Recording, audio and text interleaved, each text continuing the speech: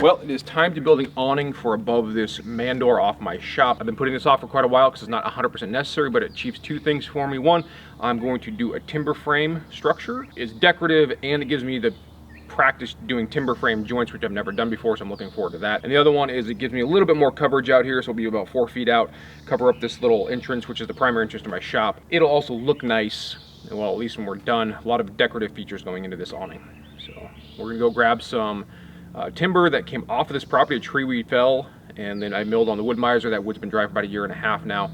So we'll go grab that. And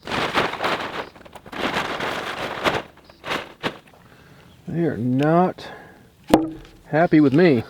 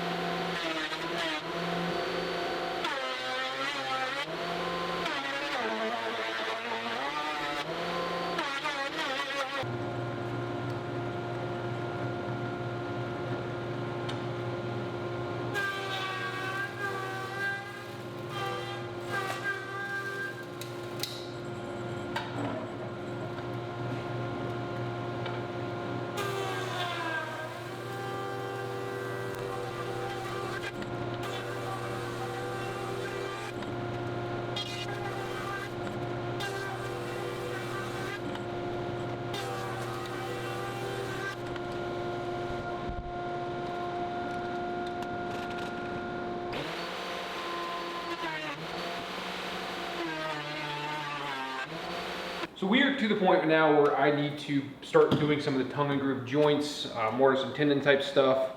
And to get started on that, we made a couple of templates. So you can see here, there's gonna be some decorative stuff towards the end that I'll show you. It's just to give it more aesthetics, and we'll get those cut in there after we get the primary joinery cut.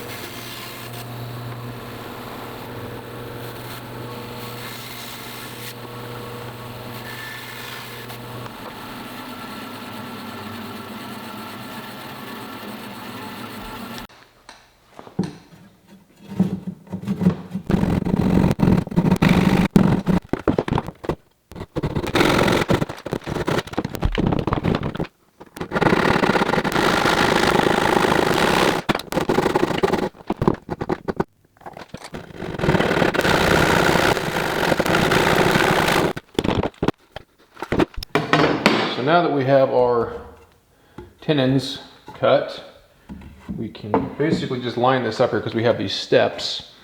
And we just make sure that they are touching the boards nice and square. So we need to now translate down to these beams where this tenon is going to be at.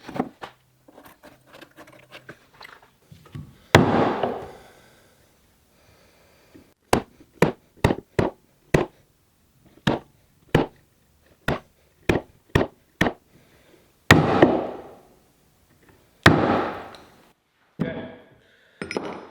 Now we're going to switch over to the Forstner bit and get some of this material out of here.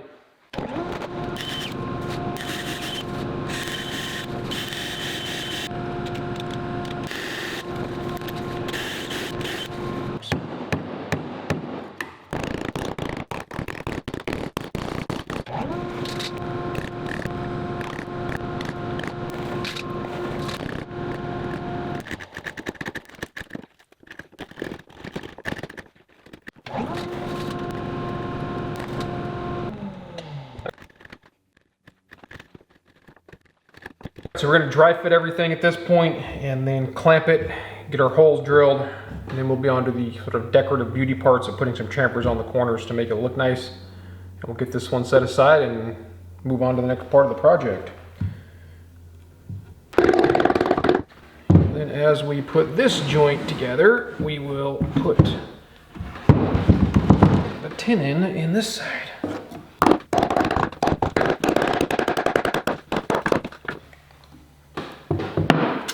Pretty pleased with that.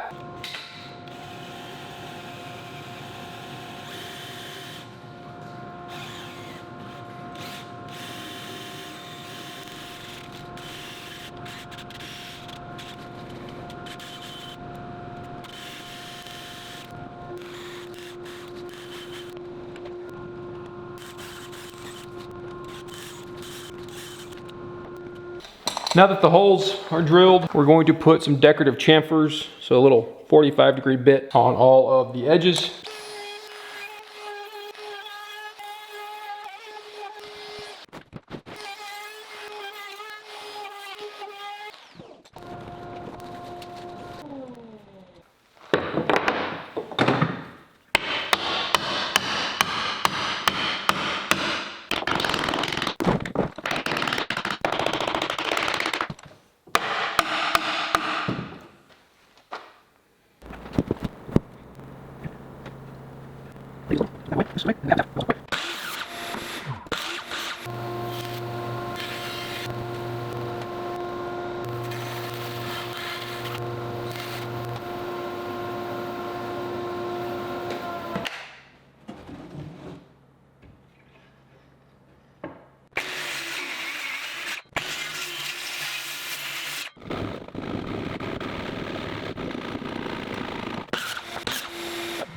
Bird's mouth, our overlap, our decorative end piece. So now we got to make 5 more of those, and then we'll get them laid out and we'll get the holes drilled.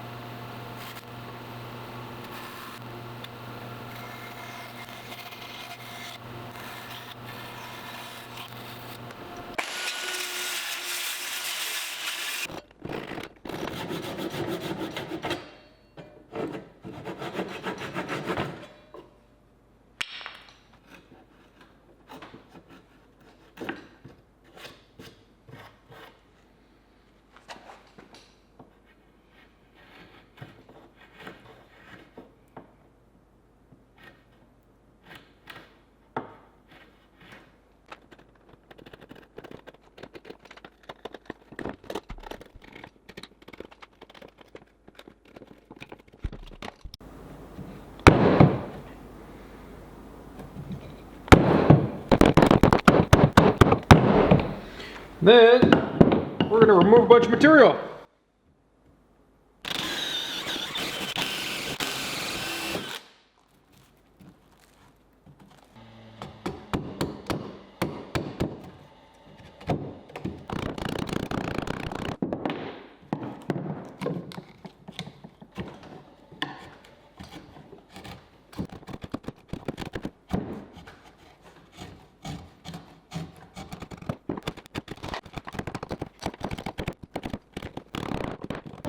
Here we go.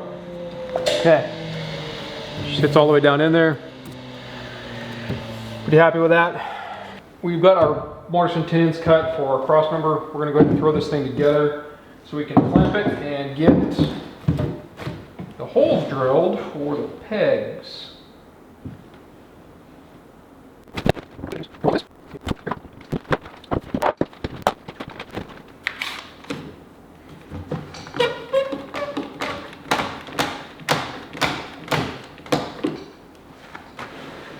So right about here, up and down.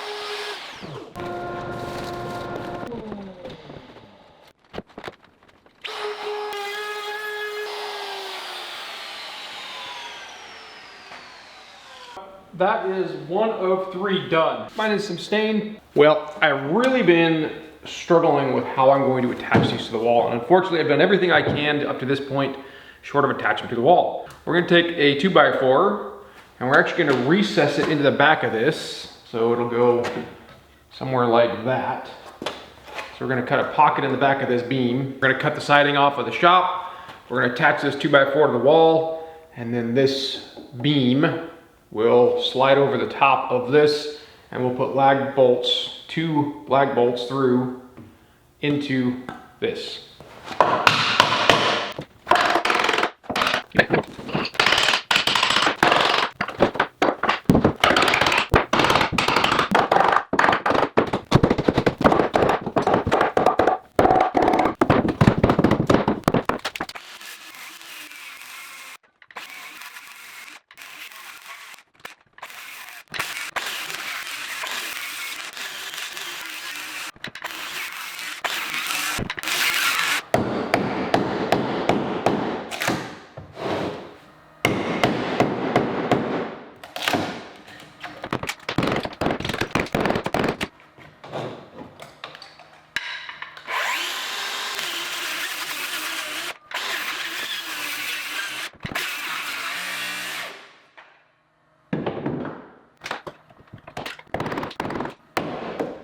Well, I'm going to wrap this video up at this point.